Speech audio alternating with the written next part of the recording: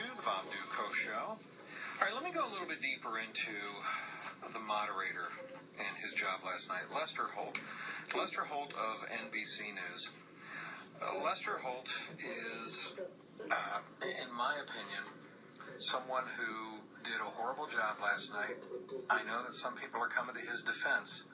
And I understand that liberals are going to go, oh, you conservatives, you're always whining and complaining that it's not fair and it's just you guys being a bunch of big babies. And I can give my opinions, but I also like to back up my opinions with substance, with facts, with evidence. You folks know, listen to this show. Whenever I give you my opinions, I always follow it up with, here's why I have the opinion that I do. So my opinion is that Lester Holt was biased in favor of Hillary Clinton and against Donald Trump. So now let me go through some of the reasons why I say that. But first, I'm going to address the Republican-Democrat issue. As you know, Donald Trump recently was talking about Lester Holt and said, oh, Lester Holt, well, we all know he's a Democrat. And then it came out that, well, what do you know, Lester Holt is a registered Republican. And he apparently is. Now, I don't know if that's accurate, but let's pretend that's accurate, that he's a registered Republican. Okay.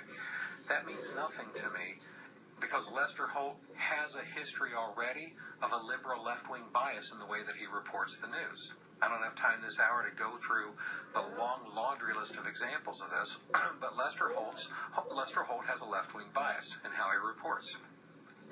So I would be very shocked if Lester Holt actually votes Republican. Now, believe it or not, there are people who will tend to register in an opposite party than what they actually believe. I don't know if Lester Holt does this. I don't know. And I don't know if he actually votes Republican. I can't know that. But the fact that he's a registered Republican doesn't mean anything to me. Because, as I said, there are a lot of people, especially in the media, but there are many people who will register in one party even though their ideology tends to be in the other one for different reasons. Number one, it can help them as far as cover or perception so that they're not accused. They can't be accused of having a bias for Democrats because, look, I'm a registered Republican. Sometimes it's cases like that. Sometimes it's cases where they're just a centrist rhino and they tend to be more liberal, but they still call themselves a quote-unquote Republican. Sometimes it's because they want the Republican Party to go more liberal. And the best way to get the Republican Party to go more liberal is to be a registered Republican so that you can be actively trying to move the party to the left. And sometimes you're a registered Republican because you actually really do vote Republican. Which is it with Lester Holt? I don't know. But let me remind everybody, Colin Powell, who's about as ultra left-wing liberal as you can get, is also a quote-unquote registered Republican. Chris Wallace of Fox News, who I think it's fair to say he at least leans right in his political leanings. Did you know that he's a registered Democrat? So it goes both ways, folks.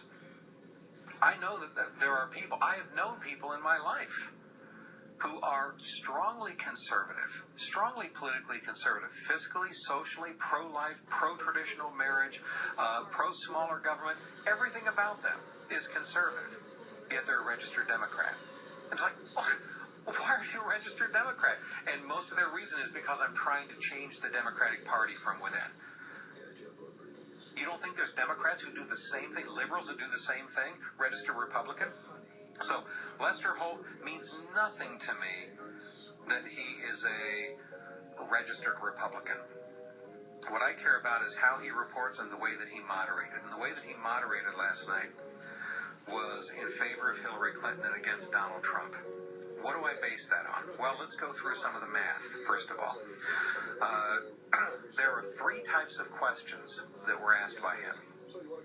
One type of question was an equal opportunity question to each candidate.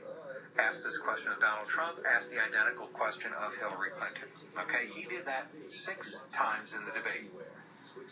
The other two types of questions are questions that are directed specifically to one of the candidates about issues of their own.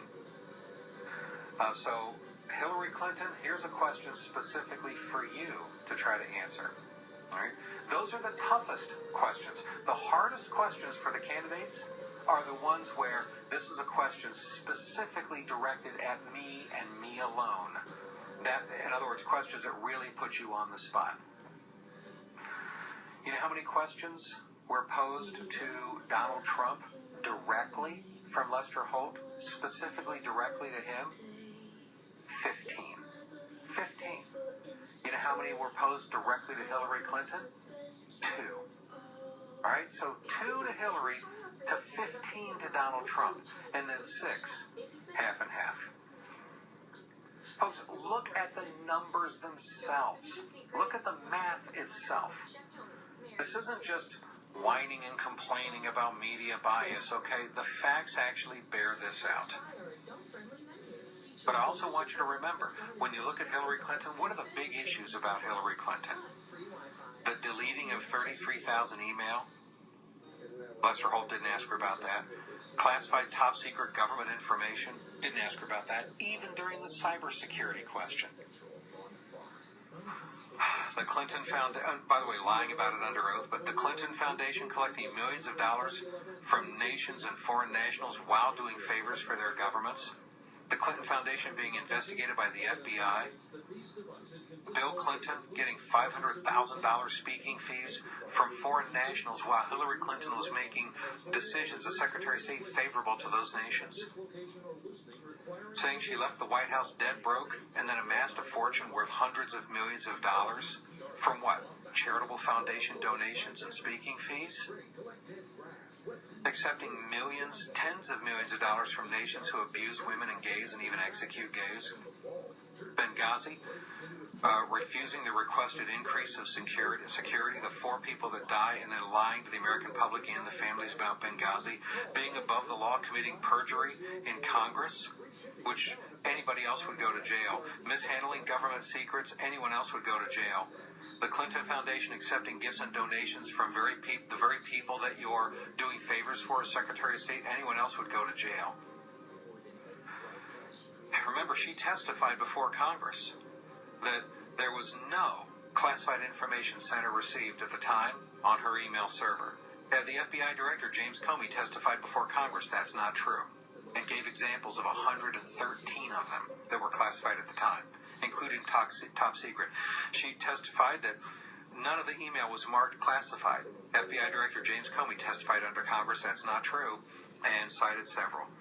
She testified under oath that she only used one email server. James Comey, the FBI Director, testified under oath that's not true. She used many. She used several. She testified under oath that she turned over all work-related email. James Comey, the FBI Director, testified under oath that's not true. There were, his words, thousands of work-related email that she did not turn over. That was uncovered in the investigation. Lester Holt didn't ask her about her dishonesty, her Bosnia sniper fire story. Lester Holt's sitting there instead of Brian Woods because Brian Woods got fired from NBC News for making the very same whopper of a story about sniper fire or get under fire that she made up. That wasn't asked. Her saying Republicans are a basket of deplorables. She wasn't asked about that. None of those questions. A couple final thoughts on this next here on the Bob Duco Show.